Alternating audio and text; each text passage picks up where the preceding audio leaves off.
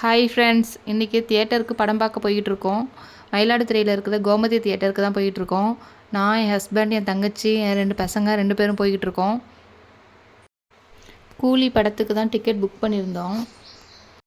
எப்பொழுதும் மயிலாடுதுறையில் இருக்கிற விஜயா தியேட்டருக்கு தான் போவோம்.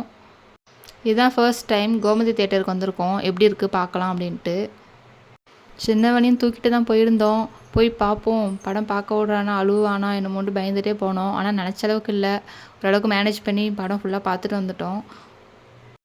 2:45க்கு ஷோ, 2:30க்கெலாம் உள்ளே போயிட்டோம். நாங்கள் போகும்போது அவ்வளோவா யாருமே இல்லை, கொஞ்சம் பேர் தான் இருந்தாங்க. கரெக்டாக படம் போடுற டைம் தான், எல்லாருமே அந்த டைமுக்கு ஃபுல்லாகவே வந்துட்டாங்க.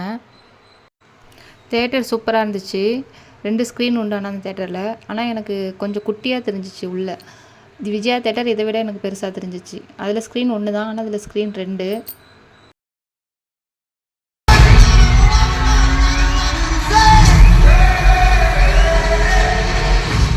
இன்டர்வல் வரைக்கும் குட்டி தம்பி கொஞ்சம் தூங்கினான். அப்புறம் குறுகுறுன்னு பார்த்துக்கிட்டு இருந்தான் சவுண்டு கேட்குறத. அதுக்கப்புறம் கொஞ்சம் அழுற மாதிரி ஸ்டார்ட் பண்ணான். கொஞ்சம் அதனால் சௌந்தர்யா நடந்துக்கிட்டு இருந்தா. அந்த கேப்பில் போய் ஹஸ்பண்டும் பெரியவனும் போய் ஸ்நாக்ஸ்லாம் வாங்கிட்டு வந்தாங்க. நாங்கள் போயிட்டு ஃபீடிங் ரூம் இருந்துச்சு, அங்கே போய் ஃபீட் பண்ணிவிட்டு அதுக்கப்புறம் இன்டர்வல் முடிஞ்சதுக்கப்புறம் கொஞ்சம் படம் ஓடினதுக்கப்புறம் தான் வந்தோம். பெரியவன் படம் ஸ்டார்ட் ஆகும்போதே தூங்கிட்டான். தூங்கி ஒரு 20 மினிட்ஸ் கழிச்சு தான் எழுந்திரிச்சு அதுக்கப்புறம் ஃபுல்லாக பார்த்தான்.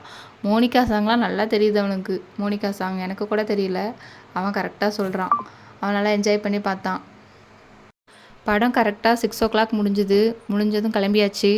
வீட்டிலேருந்து வரும்போது கொஞ்சம் ஸ்நாக்ஸ் எடுத்துகிட்டு வந்திருந்தோம். ஆனால் உள்ளே அலோவ் பண்ணல, வாங்கி டோக்கன் போட்டு வாங்கி வச்சுக்கிட்டாங்க.